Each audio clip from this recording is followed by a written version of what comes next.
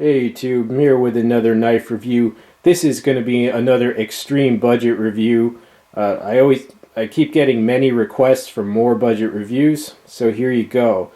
This knife, it cost me like literally around $4. Alright, I'll include the link to where I got it. But you can get similar knives like all over the place. I know Amazon has several.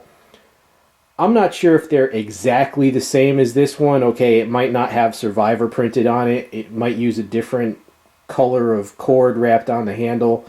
But I know Amazon has like $5 and $6 knives that are almost exactly like this. Some are Tanto, some are drop point.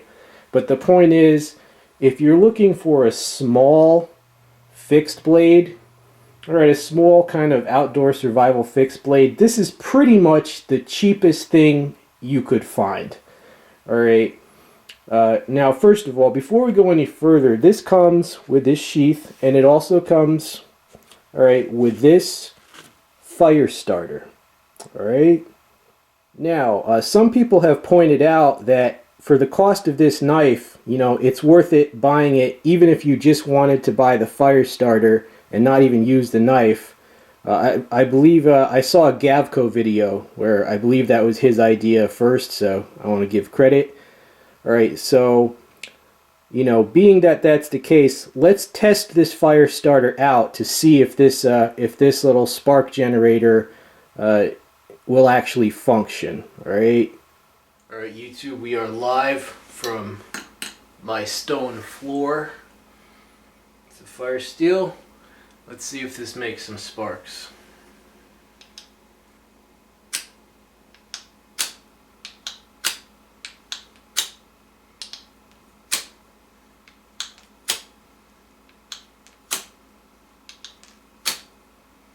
Makes quite a few sparks.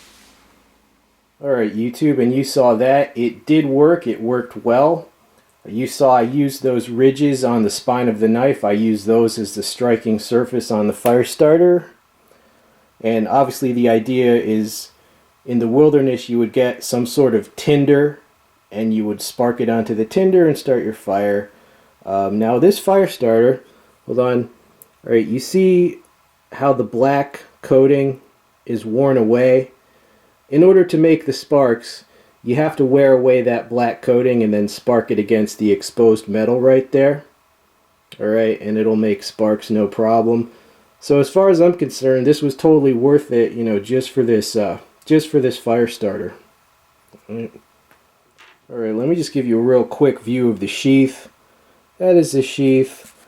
You know, it has a belt loop there, and a horizontal cross strap with Velcro. Alright, so just a super cheap sheath. That's the little pocket for the Firestarter. Alright, now let me give you a size comparison of this knife. Alright, here's a much more expensive knife of, you know, with the same type of mission. My Izula 2. Alright, very nice knife. Alright, and these are of comparable size. Alright. The cheaper knife it's slightly wider, slightly longer, but overall they're around the same size. And the cheaper knife is obviously an extreme budget version of really good knives like the Izula 2. Alright, now just a quick note on this knife. This is a very good knife. Obviously, if you can afford to go, you know, to go higher, pick yourself up one of these or a Becker Necker. Alright, but for those that are super budget conscious, just give you a closer look at the Survivor knife. Alright, now as you can see, it is one piece construction. It is full tang. It does come wrapped with that cord. It has a deep finger groove there, and the jimping on the back that doubles as a striking surface. Alright, it is stainless steel. You know, it's a 400 series stainless. You know, basically very cheap, and you see it has a black coating that you know, will probably wear away. But the blade itself, you know, it's an extra wide drop point, and the grind it's a partial hollow grind. All right, let me back this up a bit. Right now, does it cut? I'm going to be honest with you. When this knife arrived, it did not have a functional edge. What I mean by that, I don't mean it was dull. The edge, alright, the edge was flat. Like you could literally put your finger on it, saw back and forth, and it would not cut you, okay? I pretty much got a defective one, or one, I just don't think they have any quality control. So maybe they're all like that. But when it arrived, it had no edge. Alright, since then I have put a working edge on it. Show you that edge up close. Alright, as you can see, it now does have an edge. Okay, it's not flat anymore. Alright, and does it cut? I have here some paracord. Alright, so, does it cut now? Yeah, it cuts now. Is it razor sharp? It's not razor sharp. I only spent like 2 minutes to put the edge on. Could you get it razor sharp? Yeah, you could get it razor sharp. How much time do you want to spend on it? That's the only question. But yeah, it'll cut, but it does not arrive sharp. You have to make it sharp. Alright, YouTube, and if you're wondering the exact blade length, it is just under 3 inches, which is a nice size for a small survival fixed blade. Alright, and I'm not going to make this a super long review because, you can see what it is.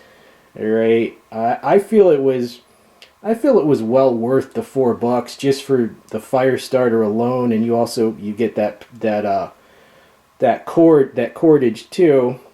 The knife itself, it's functional, it didn't come sharp, but you could sharpen it up. And, the bottom line, there are some people that will say, when it comes to your survival, you should never skimp on your equipment. And, I kind of agree with that. But at the same time, people will say, your skills are a lot more important than your equipment. And a person with well-developed outdoor skills is going to be able to do a lot more, even with cheap equipment, than a novice would be able to do with the most expensive, alright? So, I kind of think the truth is like in between those views. And I also think that most people, even if you do bushcrafting and stuff, you're not necessarily going to have to like literally use your knife or die, alright? So for the casual bushcrafter on a budget, or just a casual small little camp knife, I think it's excellent. I think it's fine. And I have no doubt that if you would like to spend a little bit longer than 2 minutes on sharpening it, if you got the skills, you can make it razor sharp. Alright, so I hope you found this useful. Stay tuned for many more reviews. I am out of here, dudes.